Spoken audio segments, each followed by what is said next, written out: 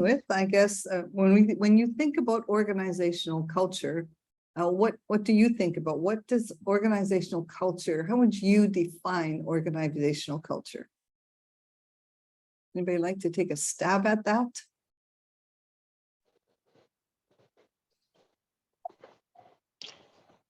I would say that it is about, ethics. It's about, the people. This is, something that's just crossed my mind. Yeah, absolutely. It is about all of those things. It's especially about organizational culture is about people. So thank you for saying that. Anybody else want to share what they might think organizational culture is? I think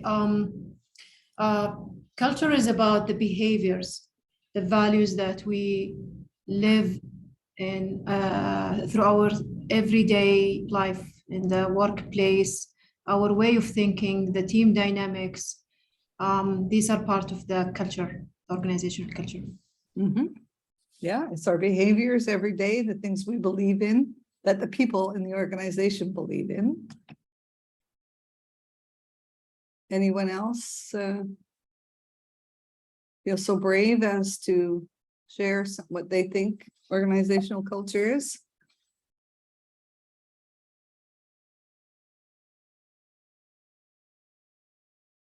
Okay, then hearing none, I'm gonna say that organizational culture is, first of all, it's complex. And second of all, it is absolutely about the common behavior, the common set of behaviors, the things that people do every day at work. So we tend to think of organizational culture as the values that are put up on the wall. And as long as we have defined those values and put them on the wall, then that's our organizational culture. But there's often a big disconnect between what's on the wall and what happens in our workplaces. What's had a particular impact on that as of late, of course, is COVID has really changed the way employees experience their workplaces. It's had huge impacts on not only whether we work from home or whether we work in the office and those kind of technical details, but it's also had huge impacts on how people experience their workplaces. So it's interesting when I talk to organizations about organizational culture. I was talking to an organization of about 600 people the other day, and the CFO and the CEO of the organization very blatantly looked at me and said, well, COVID didn't really affect our company. And I said, oh, that's interesting. So tell me more about that. And he said, well, we didn't lose money. We didn't grow our profits, but we didn't lose any money during COVID. And I said, and what about the 600 people that work here? Did you lose any employees? Did they spend any time in the hospital? Did they lose any loved ones? And they didn't know. They had no idea. So there's something good about that and something bad about that. Something bad about it is they don't know what's going on with their people. As long as they're making money, they didn't really think about what happened with their people. But the good news about that was the organizational culture, in other words, what the people, the workers, and this was a factory, so the workers managed to cover for each other and keep the business running during that whole period of time of restrictions and lockdowns and et cetera, et cetera. So it was a dual, it was, a win and a lose. And now they're starting to notice the effects of not noticing what happened with their employees during COVID. It's starting now to affect their business now that things are starting to return to normal. And so that was one company's experience. And then we had, I'd like to share the story about another company in Oman who COVID had a huge impact on their business. All their plans for the future died instantly when the oil price dropped. The bottom fell out of it. Then they had to rethink what business they were in and what their future plans were. Then COVID hit, and it restricted them even more. So what this company did, I thought, was absolutely brilliant. Before, they had spent a lot of time, before those two things happened, they had spent a lot of time in defining their culture, what it looked like, what the behaviors were from the leadership team. And then when everything fell apart, they went back to the table and they started working on their culture again. With their new market strategy, they started working on that, what their culture was. So two very different reactions to what happened to most organizations in the world. So I would be, and this company that, revisited their culture and lined it up, their culture and their strategy is now doing very well again. So I'm curious to hear from you, what your experience is today with your workforce post-COVID. Have you noticed any effects at all?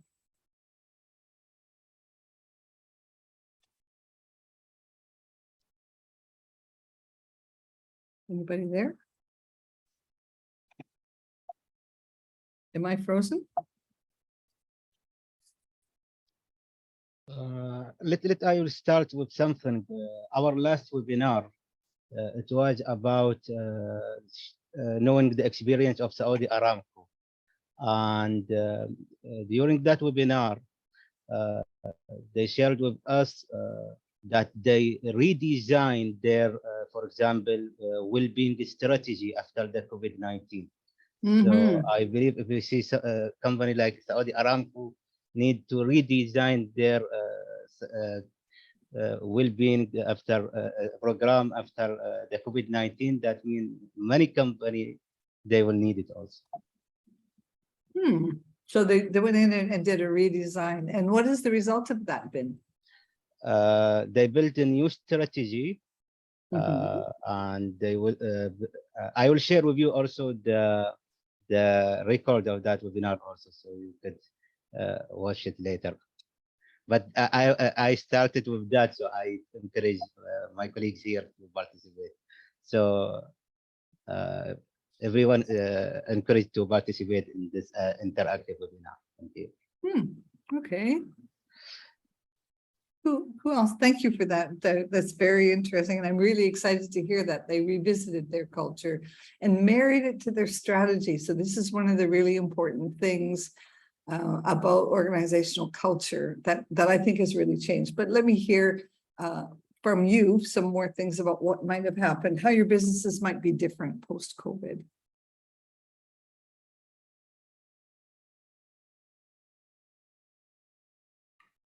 So maybe Yes, Fatma? yeah, so maybe we are doing some changes in some of the policies. So working from home, flexible working hours, and also some initiatives to focus on their mental wellness, and trying to, engage the families of the employees. Oh, interesting. Some of our activities, because this has really, it has significant impact on their engagement. Yeah.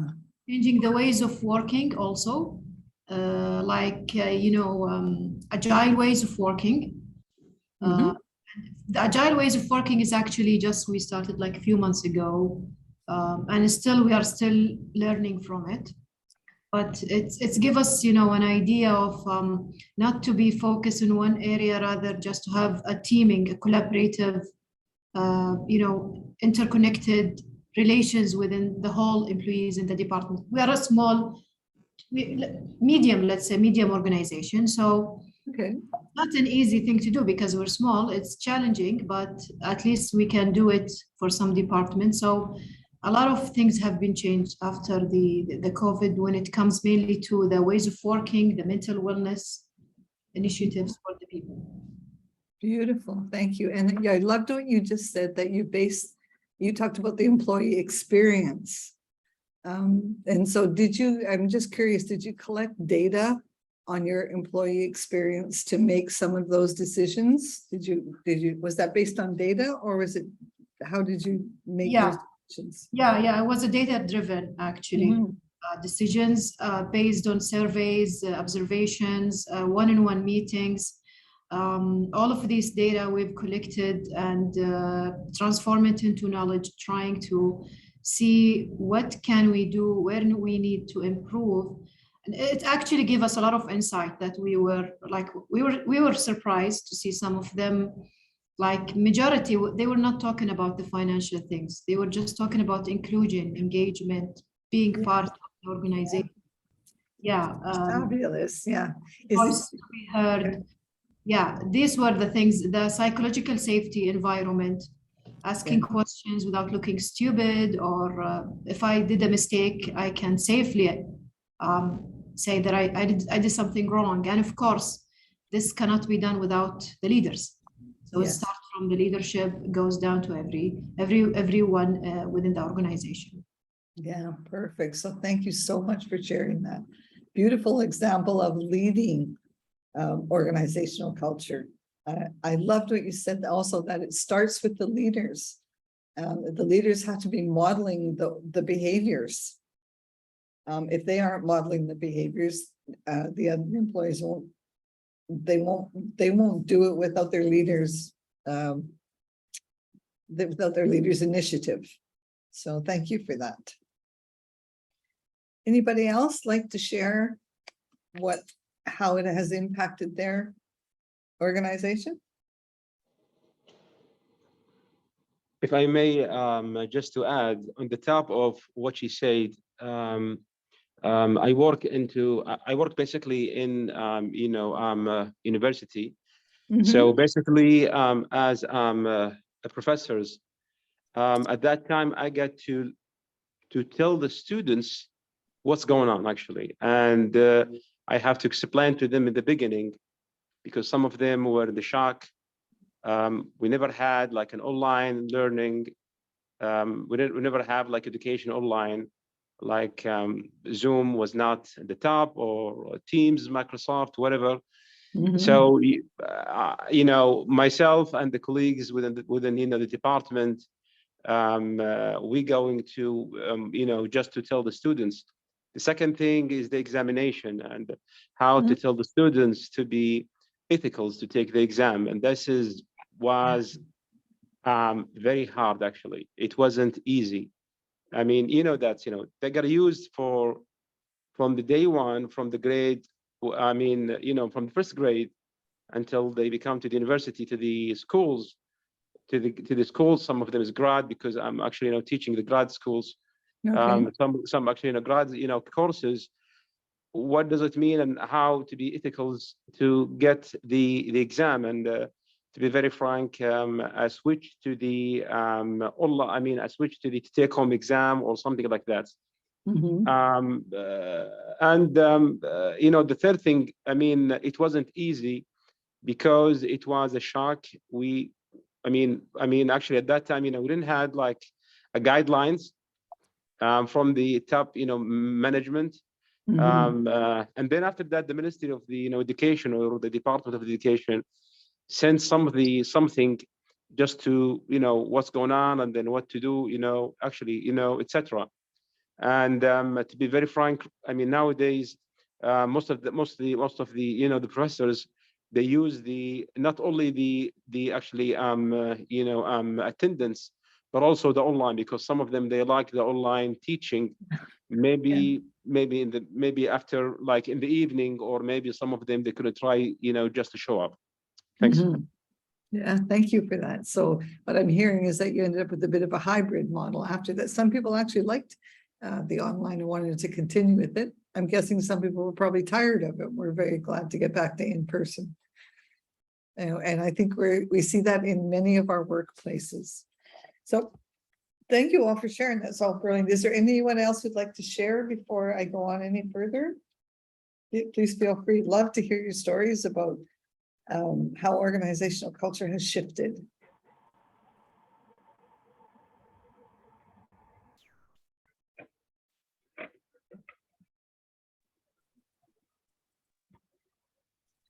Okay, then not hearing anybody jumping up and down to get into the call, I'd like to now introduce you to, I have been studying with a center called Maslow's Leadership.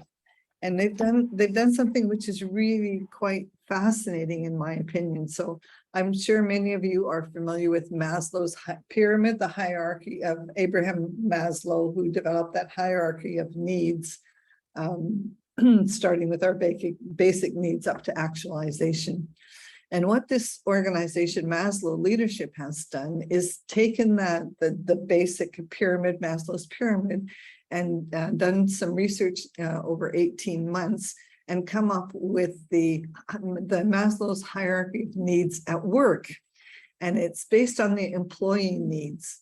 And instead, I wish I could show it to you, but unfortunately I can't get this working. But when it's not a pyramid, but it's 3 concentric circles that are embedded in each other. So one impacts the other.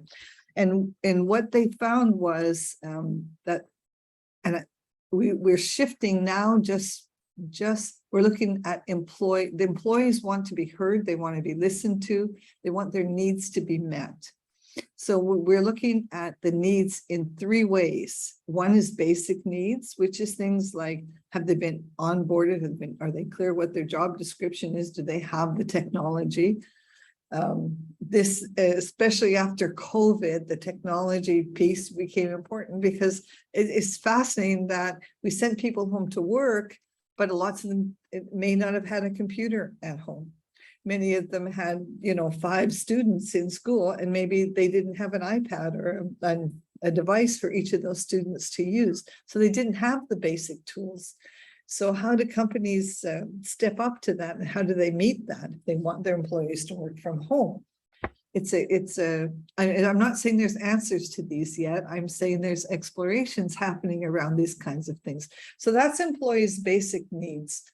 And then when we think of organizational culture, we often think of values and behaviors. And I want you to notice here that there's no point in talking about values if you haven't met the basic needs of your employees. And psychological safety falls under one of the basic needs. If they don't feel safe at work, you can talk to them about values all the time. It's falling on dead ears. So what's really changed is when we look at this hierarchy of needs, we have basic needs, which I've talked about. We have psychological needs. So what do we mean by psychological needs? And I'll give a couple of examples of psychological needs. I think what I will do is I will send this presentation to Aymen after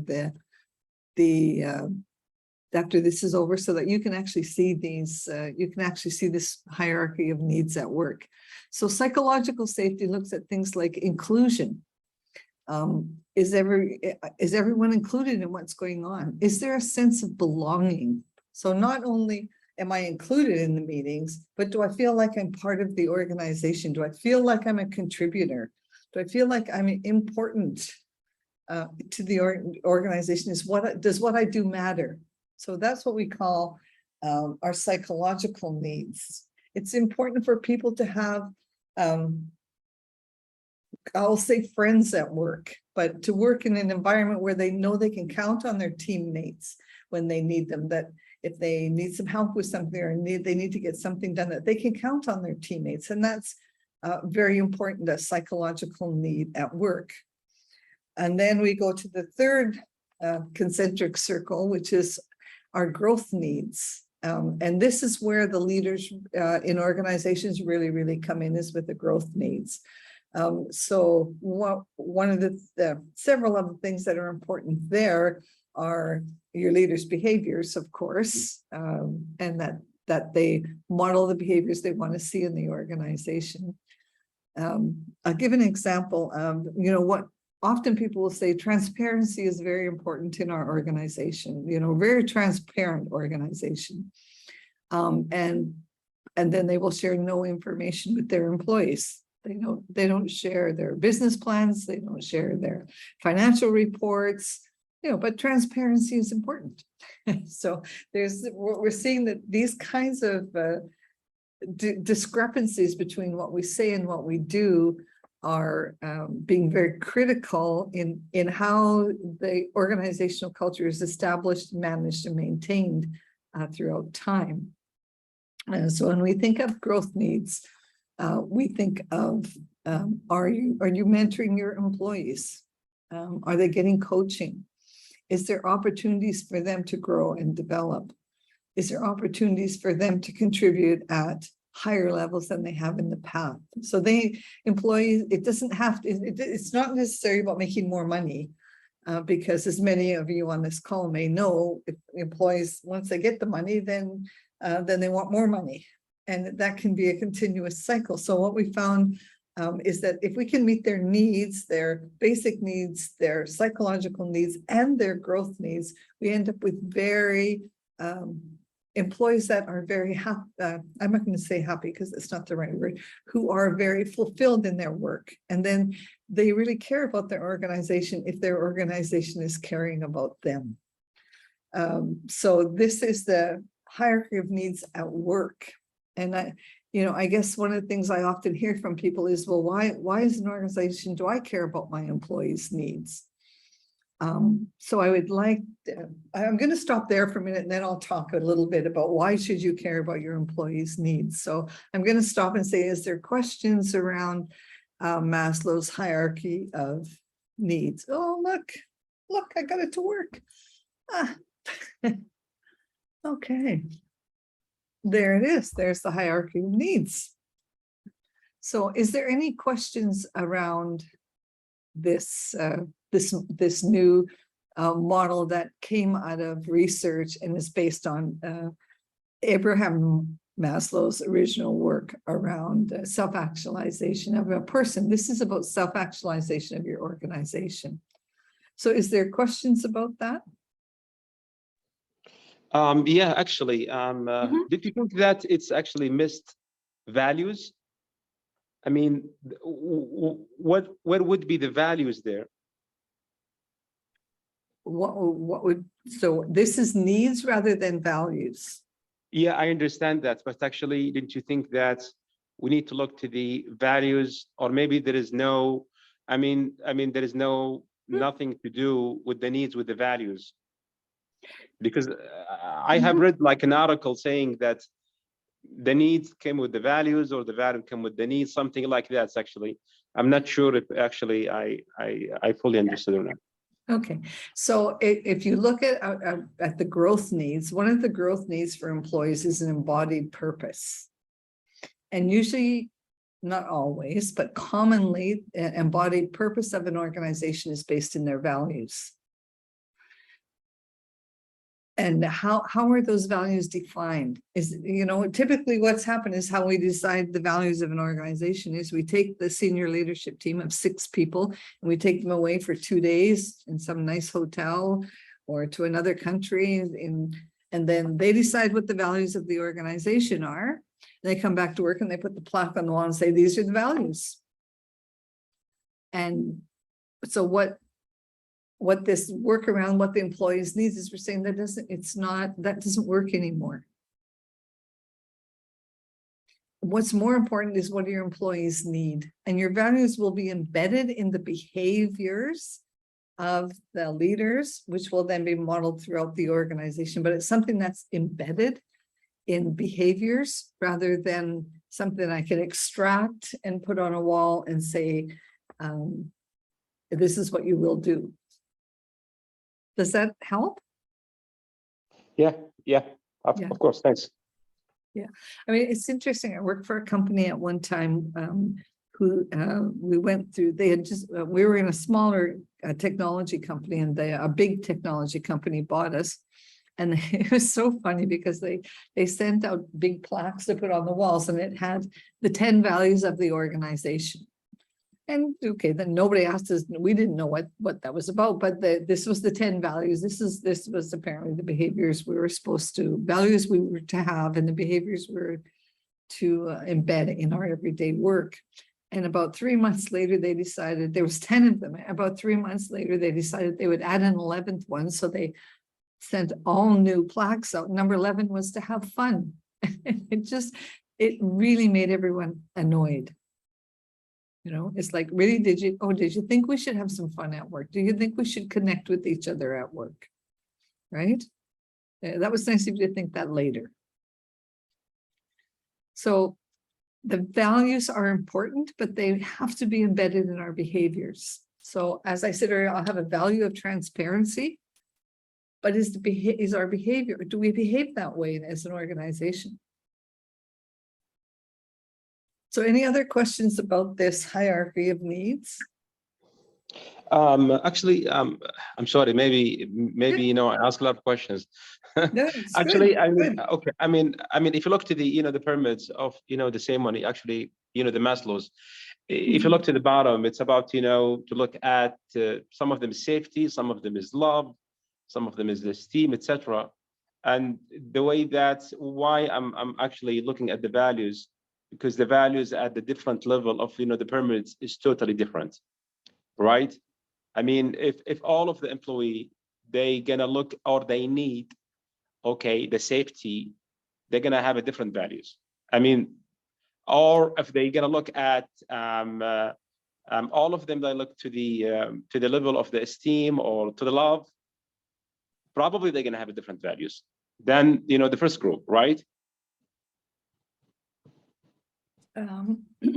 Yes, so everyone has different values. But your values are based on your needs. And let me put it this way. I might really value education, but if I'm not eating, if I'm starving, I'm not thinking about education. It might be something I really value, but I haven't eaten for a month. So this is how to think about needs and values. If you haven't met your employees' basic needs, if they don't feel safe at work, if you're not giving them total rewards, if you haven't given the equipment, if the environment is dangerous, you can talk to them forever about values. It means nothing. Mm-hmm. So I don't want to, it isn't an either or. I'm going to say values are embedded in our behaviors, and our behaviors, Maslow's hierarchy would say our behaviors would come around these 3 areas of needs. Okay. Okay. I get. No, I mean, when I look into the values, and because actually, no, I came from the, you know, from the, you know, the values there. Actually, when I look at, you know, studied for, you know, the digital values, with coming from the digital transformations basically, and the culture over there. One of the pillars of the culture or organization culture is the values basically. And maybe if you'd like to change the culture, one of the things that you need to target is to change values basically, right? But your values, well, that's right. But your values need to, that's what's different, I'm saying, in this work now in changing cultures, is it's not enough to just name the values. Is those values need to be based on people's needs. Yep, correct. Right? So we can name the values forever, but if none of your employees have any needs around those values, it doesn't matter. Okay. Okay. Yep. Yeah. So you know, so we think about. I'm just going to back up here a little bit. And when we think about these basic needs, psychological needs, and growth needs, when they're all embedded and they're all working well in your organization, that's when you can actualize the culture of your people, of your organization. So just like we talk about self-actualization, we talk about organizational culture actualization. And and I hear many people say, well, why is that important? in an organization. So I'd be curious to hear from you. Why do you think it's important to actualize the culture in an organization?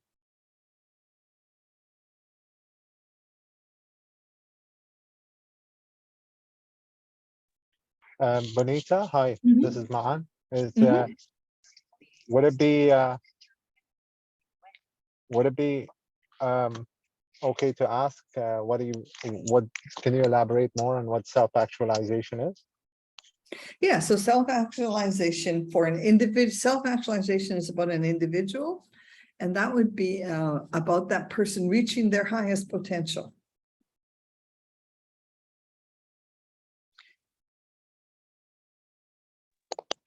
Okay, thank you. Right?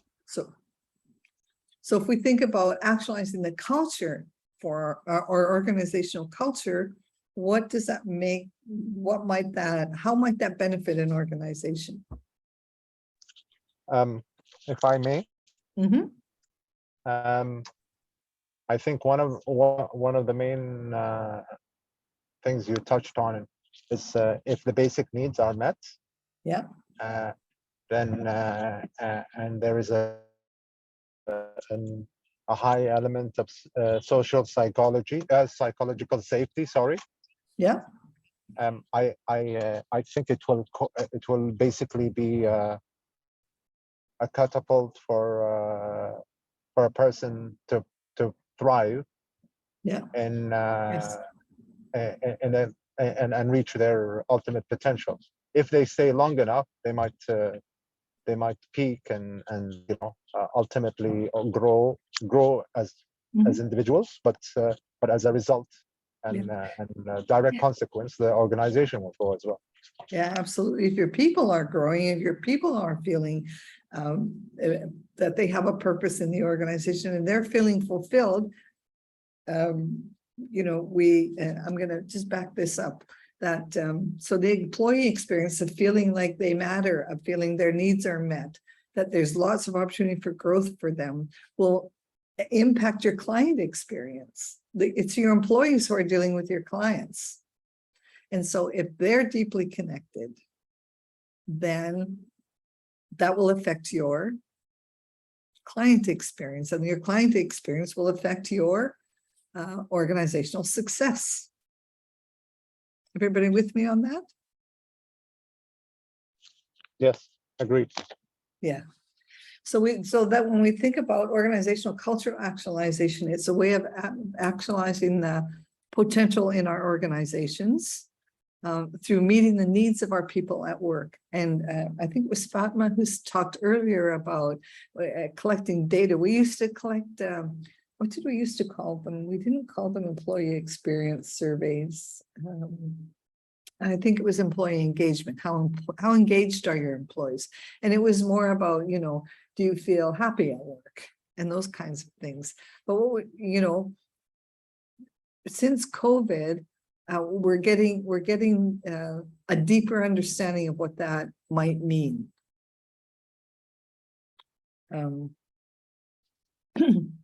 So the organizational culture depends a lot about the leadership in an organization. So I'm just sharing this briefly as a leadership dynamic that we see has shifted. So we used to only talk about shareholders in organizations. Now we talk about stakeholders. When we're setting our strategy, we're talking about our stakeholders. When we're looking at our purpose of our team, of our organization, we're looking at our stakeholders, not just the people who have invested in our company. Our employees are our stakeholders. Our customers are our stakeholders. Our suppliers, our contractors are in addition to our boards and our investors are part of our stakeholders. We now talk about going from profits going to triple bottom line. So that's profits, people, and planet. Those things are becoming more of a focus in organizations. It's not just about money. Money's important. It's still one of the 3 very important things. We still need to make money, but now we need to consider making money, considering our planet and considering the people that are affected by our business. We've gone, I'm really tired of this word VUCA, but it seems to be hanging around. We've gone beyond VUCA, I think, you know, to where I think someone talked earlier about our agility to meet what comes. When I first started working, which was many, many years ago, we used to set 20-year business plans with absolute confidence that we knew what was going to happen in our markets. And I'm going to say that today it's even difficult to have confidence of what's going to happen in the next 3 to 5 years. So we have to be more agile in our strategies and more focused on the triple bottom line: profit, people, and planet. We used to think of organizations as machines, you know, factories. We used to break them into components. And now we see our organizations as living organisms. All the pieces affect the other pieces, and the people are living. They aren't machines. They aren't robots. Yes, we might go back to that. It'll be hard to say. And you organize leadership in an organization used to be about command and control. And now it's about coaching and caring. So I'd be curious to hear from you on what you think of these leadership shifts. Do you see them happening in your workplaces, in your markets, in your countries?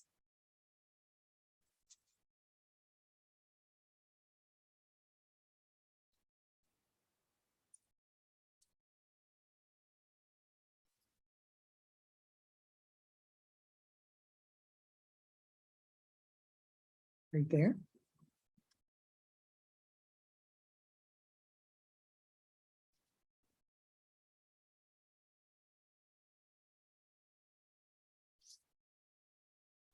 We noticed that there is increase of the awareness about this issue, about how they lead and in this using this way. I believe that to practice that effectively, they need some time, and they need to do first they need to believe in that. Second, they need to work hard on that also, because it's not easy, and you can't expect the result effectively or it will work with everyone. Yeah, it's an interesting shift, isn't it? It's and thank you for pointing that out, because it's a shift, and it's a continuous shift. It's not a hard line. It's not like, oh, boom, there we are, we did it. Because usually as soon as we figure it out, we did it, another shift will happen and we'll have to shift again. So that shifting leadership, I think, is really important, and that it takes time for us to get used to that. So thank you for bringing that forward. Anybody else? And thank you for saying the awareness is increasing about people, profits, and planet, and how they're all interconnected. I think especially in the Gulf region for us, in the oil and gas industry. Also, I will share something. Here we did some webinars about well-being and culture, and we noticed these two topics have the more questions at the end of this webinar compared with other topics. So that's one of the signs that there is increase of the awareness about that. Yeah, excellent. That was a nice awareness to come to. Yes. Were you very surprised by it? Not really, because I'm working in this field since a while. But that means there is hunger to know more, and there is let's say deep need in their mind. There is some deep needs, and also I always say these topics attach their hearts. Yes. For that, always when we have to speak about it, maybe they are not not do investment in money, but these topics related to their heart and related to their challenge that they are facing every day. Yeah. So whenever we speak about it, they feel I'm part of that, so I have to know more about it. Nice, very nice, and thank you for making that connection, because I'm gonna if there's no more input from people, I'd like to go on to, so what's different in the Gulf? Why is culture important, and how is it different in the Gulf than it may be in some other areas of the world? So I'm I'm going to say, and many of you have shared this today, that the organizational culture is now a key component of your organization. It's not just a nice to have plaque on the wall, it's now integral. And as some of you have said earlier, Peter Drucker, the famous management guru, says culture eats strategy for breakfast. And in the years I've been working, I've seen this over and over again, where the organization will set a strategy, but the strategy will be completely disconnected to the organizational culture and what's happening with the people. And the strategies don't work. It's really interesting. You know, we used to have a statistic like something like 60% of original strategies set in strategy planning sessions don't come to fruition. That's a huge number. And a lot of times it's because they weren't paying attention to the people part. So the culture, you can set all the strategies you want, but if your culture is not in tune with it, your strategy will fail. So as Peter Drucker says, culture eats strategy for breakfast. So I've identified what I call some advantages of working in the Gulf around this hierarchy of needs. And so thank you for talking about the heart, because here's one of the things I really notice in most Gulf countries is that people are very heart-centered. It's an easy connection for them to connect to their heart, which means connecting with people. That there is also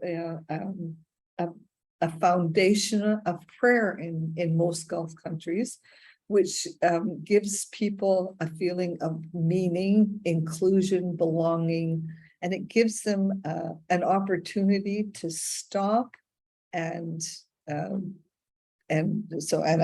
combine it with the next one, which is reflect. So often when people are praying, they're stopping their routine, connecting to a higher source of power, and reflecting on their lives. And that's very different than striving to meet results. So I think that even teams, there's some teams that I know that even the team stops and prays together, which connects the people in the team. That's a really, really nice ritual to have.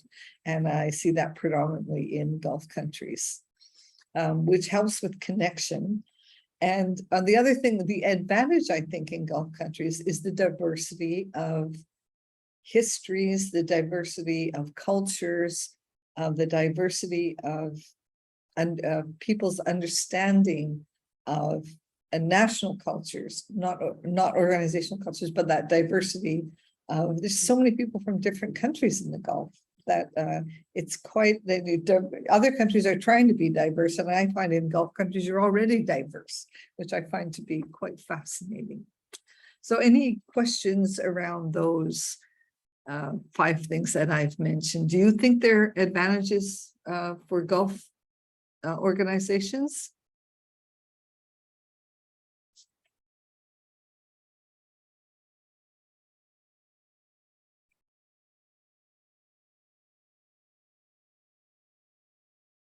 Somebody who hasn't spoken before. Do you think this is an advantage when we're talking about managing organizational culture?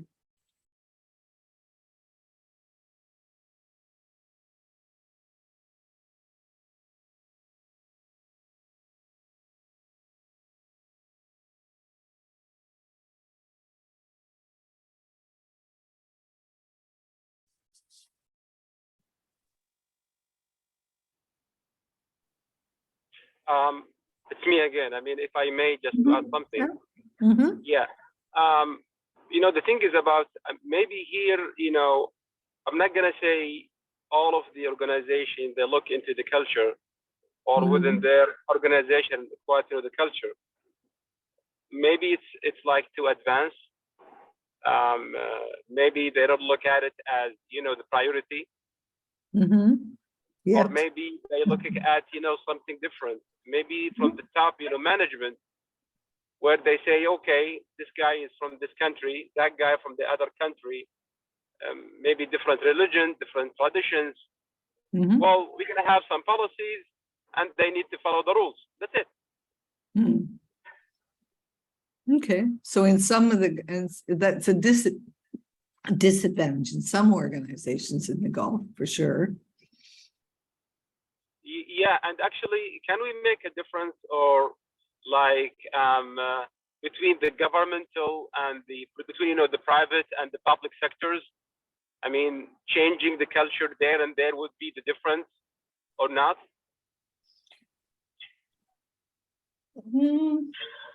Yeah, so changing the culture will be different in every organization, whether you're public, private, or it doesn't matter, because every organization has a different culture and has a different aspirational culture.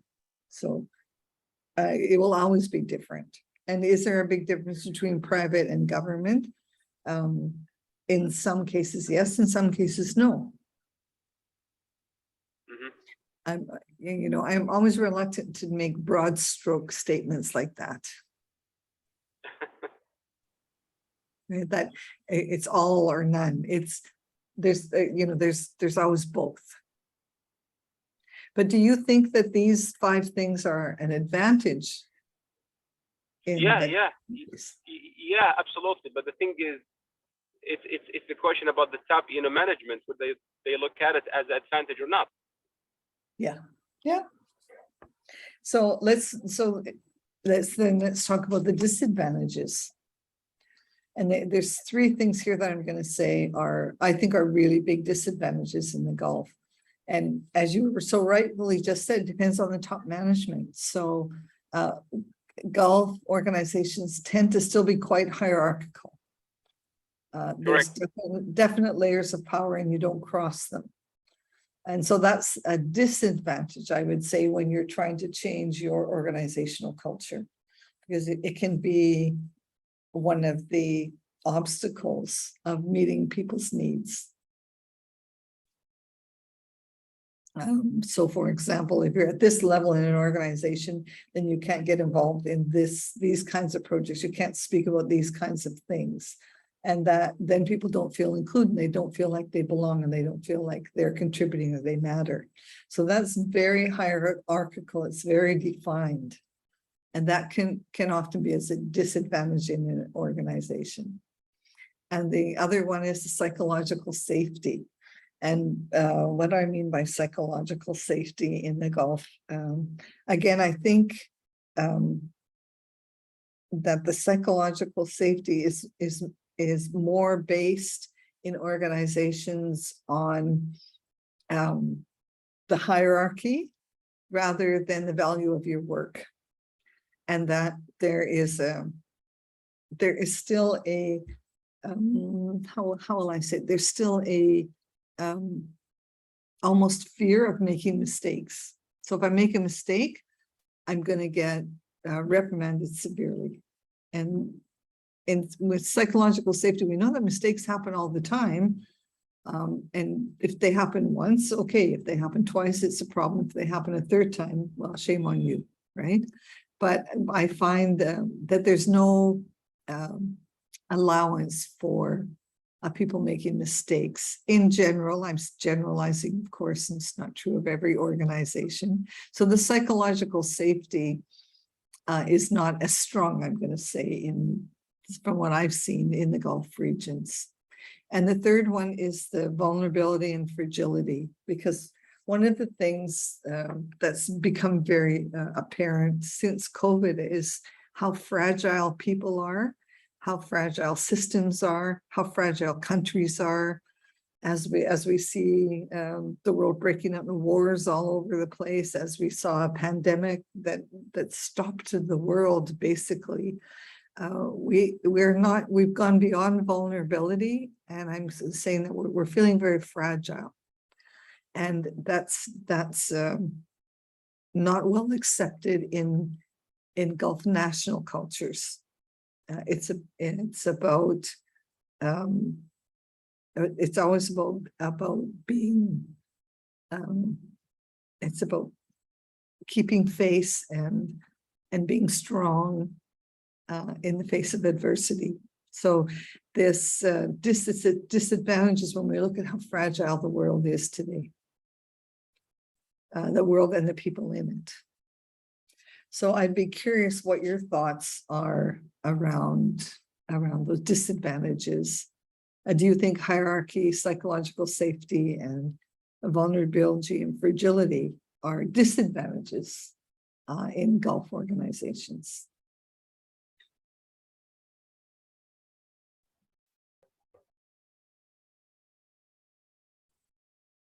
Hello, this is Bassam, if you allow me.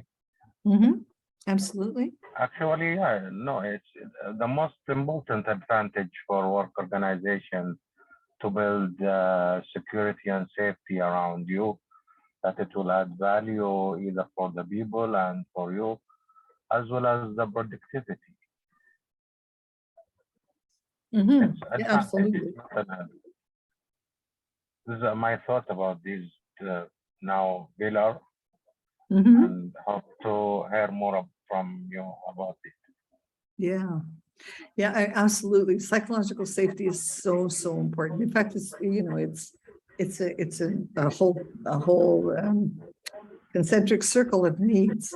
And so do you see that this is one of the disadvantages in the Gulf, or are you saying that's one of the advantages?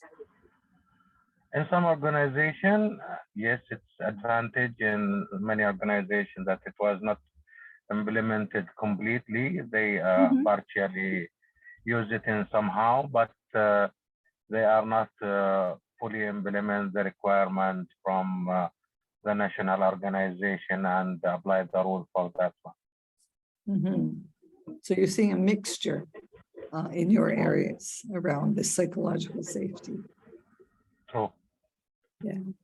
It's a really interesting area of organizational culture because, and I'm going to say, especially in Gulf countries, we don't talk about it. We don't, I don't hear many conversations about psychological safety. I hear more conversations about hierarchical levels and political correctness than I do about psychological safety, which I'm going to say is a disadvantage. And I don't think it's intentional, by the way, but it's just something that I hear. And you know, it just could be me. It may not be true. So do you see how the higher, we're out of time. I'm sorry. I will stop now, Aymen, I promise. We said an hour. And so we have 1 minute left. So maybe perhaps we could do a wrap up. If I could hear from each person on what they are taking away from the short time we had together. What was the biggest takeaway for you?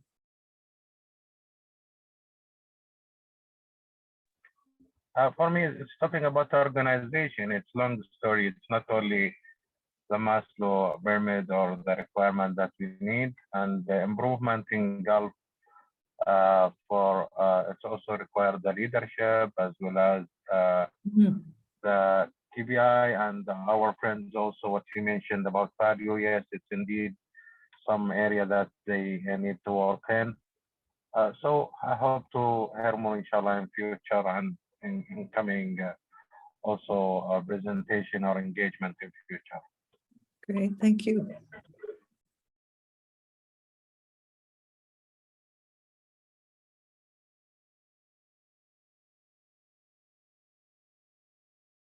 Fatma, are you still online? What did you take away from this short time together?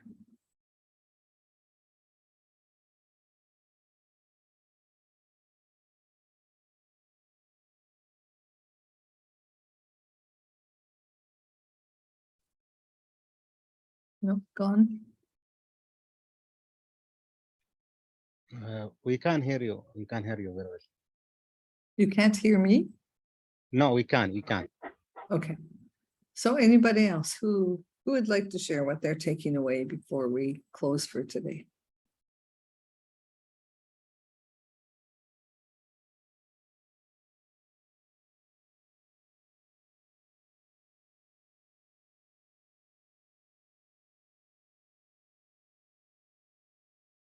Okay, so everybody's being shy. So Aymen, I'll turn it back to you to close.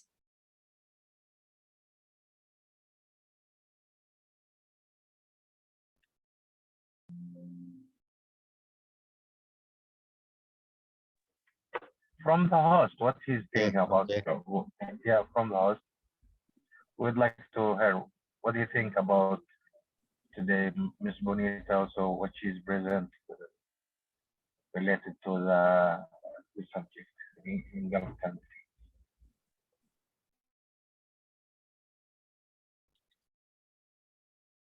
Bassam, if you can make your sound a little higher, because we can't hear you very well. Okay, I'm so sorry. Actually, since everyone is shy to present or warm up about what Ms. Benita presented, actually, also we'd like to hear from you, since you involve us in this meeting, and we appreciate your efforts also to bring all of us in this meeting.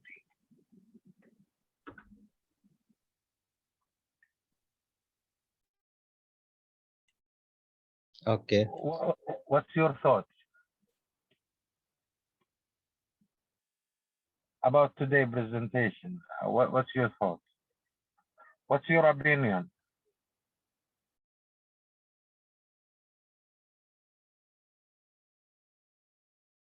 Okay, let's thank you everyone to attend this webinar. I want to provide special thanks to Benita, but before we close this webinar, we want to hear last thoughts from you, from your experience in GCC region, and if you like summarize experience in like 2 minutes to tell us, and your recommendation also at the end of this webinar.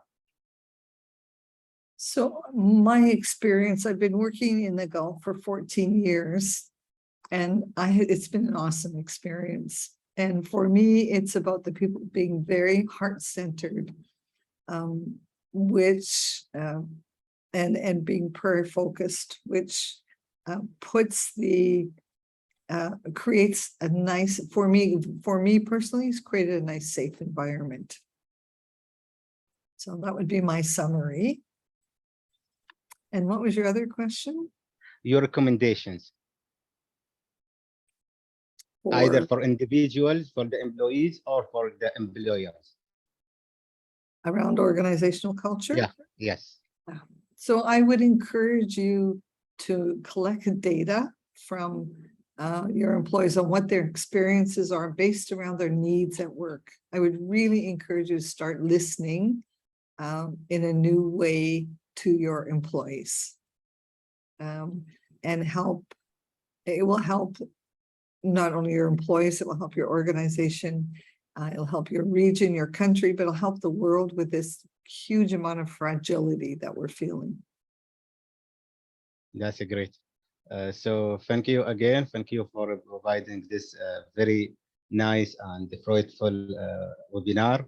I believe we enjoyed. It was interactive, and it will also interactive in our region. So it will be like directly focused on our experience. So thank you very much, and thank you for all people who attend today. And we hope to see you all in upcoming webinar. So thank you very much. Thank you, everyone. Thank you very much.